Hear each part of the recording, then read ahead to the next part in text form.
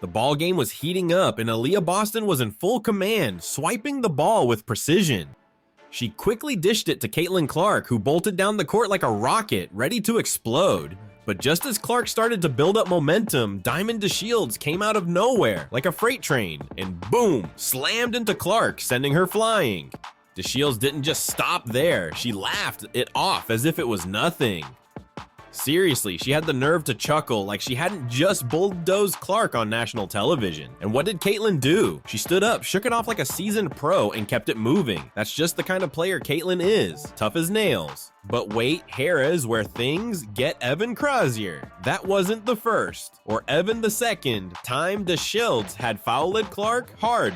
It was the third time in just 38 seconds. That's right, in just over half a minute, DeShields was on a mission to send Caitlin Clark into orbit, with each foul harder than the last. And guess who loved every second of it? None other than the biggest Caitlin Clark hater of all time, cheering from the stands like it was a highlight reel in her head. You might think this was just some random physical play, but there's more to it. I mean, look at this stat. A ridiculous 107% of the WNBA's flagrant fouls this season have been committed against Caitlin Clark. That's not a typo. It's a real stat that makes you wonder if there's a secret bounty out for her or something. And the craziest part, a whopping 80% of those fouls have come from Angel Reese and her Chi-Town crew. Coincidence? I think not. This was the final showdown of the season between the Chicago Sky and the Indiana Fever. And let's be real, it felt like more than just a game. It felt like war. Angel Reese and her squad weren't just playing basketball. They were trying to make sure Caitlin Clark had zero chance of taking home the Rookie of the Year award. It was clear, Reese and her crew were coming for Clark with everything they had. But it wasn't just DeShields and Reese trying to push Caitlin out of the running. Even ESPN got involved, stirring the pot with their latest rookie rankings. They put Angel Reese at the #1 spot,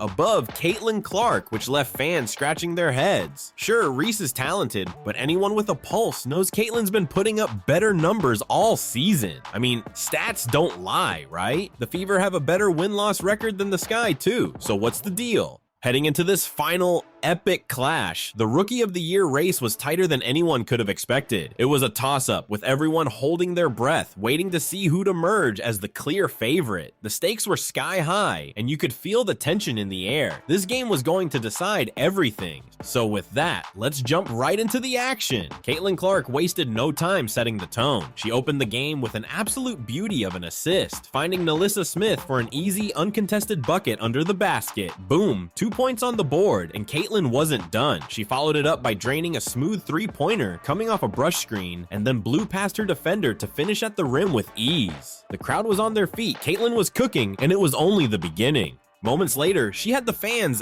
gasping as she dished out back-to-back mind-blowing assists. First, she found Kelsey Mitchell with a slick pass for their patented backdoor play, basket. Then, after picking Angel Reese's pocket, Caitlin threaded the needle with a ridiculous bounce pass to Tammy on the fast break, who converted the and-one with a flourish. Clark was putting on an absolute clinic.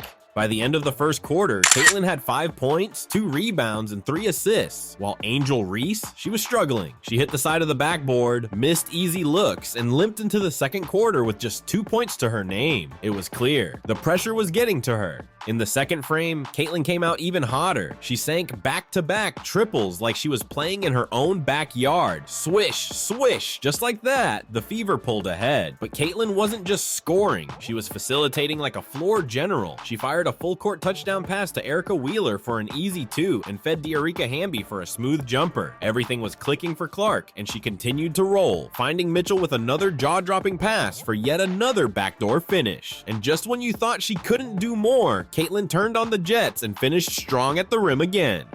By halftime, Caitlin had dropped 15 points, 7 assists, and 3 rebounds on a sizzling 3 of 5 from beyond the arc. Angel Reese, meanwhile, was sputtering. She had just 4 points, 6 rebounds, and had already committed 4 turnovers in 20 minutes of play. The numbers told the whole story. Caitlin was dominating the head-to-head matchup, and Reese was getting left behind. Then came the second half, and things went from bad to worse for Angel Reese. Caitlin didn't just take control of the game, she owned it. Early in the third quarter, Caitlin brought the ball down. down, and after sizing up her defender, she slammed the brakes and unleashed a nasty step-back three that had the crowd going wild. Swish, money. But she wasn't done. A couple of possessions later, Caitlin did the same thing, except this time she got clipped and earned 3 points from the charity stripe. With every possession, Caitlin's playmaking kept getting better. She drew multiple defenders on a drive, only to free up Nalissa Smith for a crafty one-handed runner. Then, to close out the third quarter, she found Tammy on the short roll, who swung the ball to Hamby for a wide-open three-ball. The Fever blew the game wide open, building a 14-point lead heading into the final quarter. Caitlin had added another 8 points and 2 assists to her already impressive stat line, while Angel Reese, she only managed 1 point on 2 attempts and was stuck with a miserable 4+- rating for the quarter. The fourth quarter was more of the same. Caitlin was in complete control, toying with Reese and the Sky defense. She set up AB with a beautiful assist at the free throw line, then served up Lexi Hull, aka Lexi Hustle, with back-to-back 3-point bombs. Caitlin even knocked down another triple of her own just for good measure, putting the game way out of reach. The Fever had a 25-point lead, and with less than 4 minutes on the clock, it was clear this one was over.